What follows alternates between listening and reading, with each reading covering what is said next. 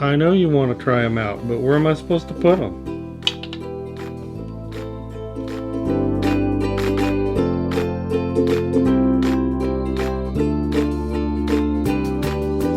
Welcome back to the Mind of Watercolor, everybody. You know, I thought I'd do a show and tell episode today. Art stuff show and tell.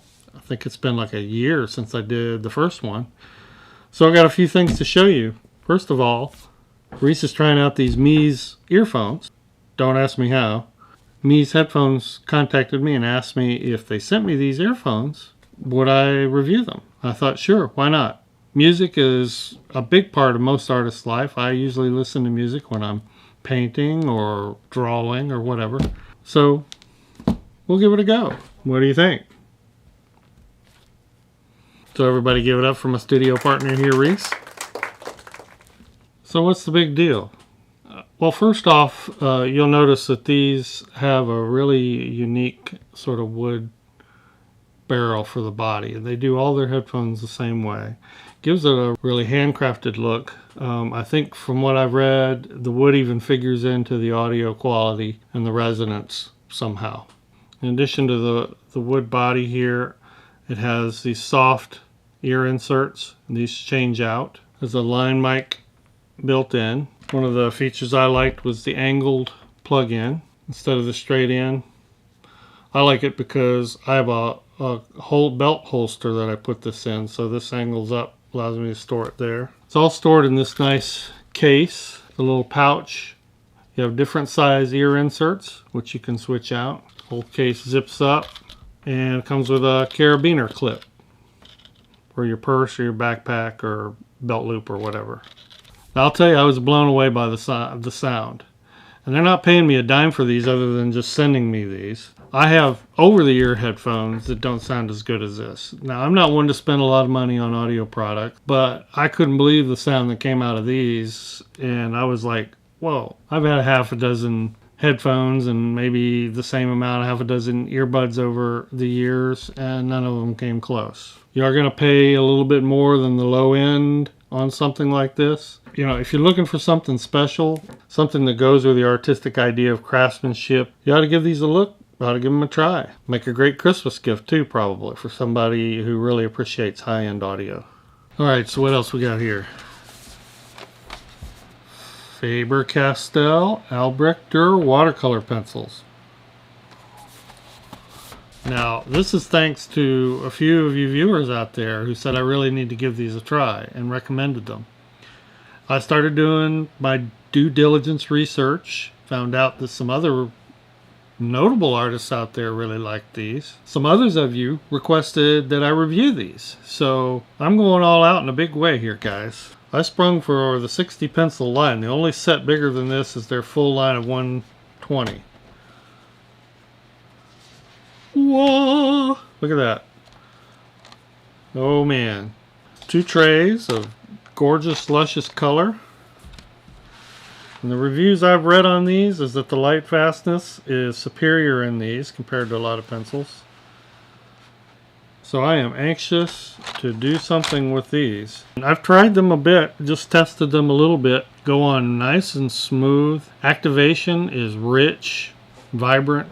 Really looking forward to doing a comparison review, maybe with the colored pencils that I have. I have a lot of Caran d'Ache, I have several Derwents, and I have a few Prismacolors. So we'll see what happens when we look at them that way. In the same vein, here's something else that several of you out there recommended. Sennelier Paints. I got this little 12 color sketch box.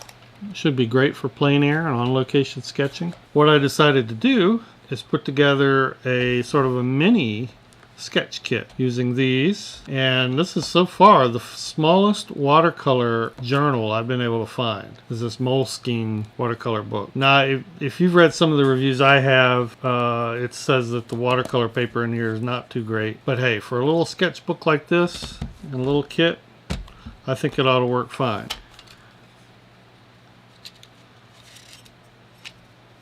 There's the box. I love this overlay here, which is a protector, but it also shows you what color these are. If you know anything about these palettes, once you start painting with these and getting them wet, sometimes it's difficult to tell what color is what, especially with the darks. So you've got this little protector that removes. Sennelier has a very rich storied tradition.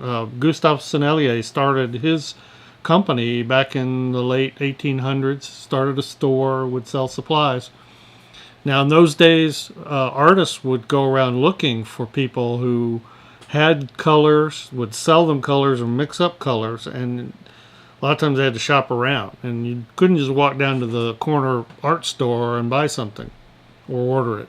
So what he did is he started custom mixing these for artists, and you ended up with artists like Cézanne, Gauguin, later on Picasso. Just a very notable history and tradition with these paints. So I'm really excited to try them. And part 3 of the kit, you know, if you've watched any of my videos much at all, especially my favorite supplies video, that my favorite brush is silver black velvet. Well, they make this little travel brush. It pulls out, turns around, and goes in. Cool, huh? Silver black velvet. Can't do any better than that. Love that brush. So I may use bigger journals with this setup, but I mean, I could put all this in a belt pack or, you know, in a little messenger bag or something, and I'd be set. A couple other things I thought y'all would be interested in, especially for beginners who aren't familiar with water-soluble graphite. There are water-soluble pencils out there that are graphite. It's not paint. These go down just like graphite pencils. And if that's something that interests you, you want to give it a try, this is a nice little set maybe to get you started. Comes in a nice little storage tin. You have 2 HBs, 2 4Bs, and 2 8Bs. They're just like basically graphite pencils in the rating for softness that you get in those. Draws are the same way, but you can go in with a brush, load it with water, and loosen the graphite into a wash, or use it for tone and shading. Water-soluble graphite wash pencils are a great sketching tool and just a lot of fun to play with. Something else for beginners, if you were on my Facebook, you saw this. Royal Langnickel Zen brushes, a great value. Very inexpensive, but this is a nice synthetic and natural blend. And I couldn't find hardly anything wrong with these. I mean, this is a round, I think like a number 6 round and an oval wash. Has the neat little watercolor slash handles for scraping and scratching. I tried them out and there's nothing wrong with them. I think I paid like $4 and $5 for each of these respectively. Pretty cool little value. And last but not least, the Color Wonder Spatter Brush. Now, I'll admit to you up front, this is a bit of a gimmick. This essentially, I mean, it works. Essentially does the same thing as a toothbrush. It has the ultra stiff bristles. This little wire here goes up in the bristles, and once you've coated these either by dipping or painting pigment on the bristles, you twist this handle. Actually, you would twist it towards the paper, and it spatters. Spatter tends to be very fine, just like a toothbrush. It might offer a little more control than a toothbrush. Keeps your hands cleaner, certainly, than using your thumb or finger. Not expensive. I think I paid $5 for this one. So that's it, everyone. Maybe some of those products interest you. If you've used any of them, have additional comments you'd like to share about them or thoughts, put it down in the description. I'd love to hear from you. Look for those reviews, particularly that FaberCastell Albrecht Durer watercolor pencil review coming in the future. That's going to be a fun one to do.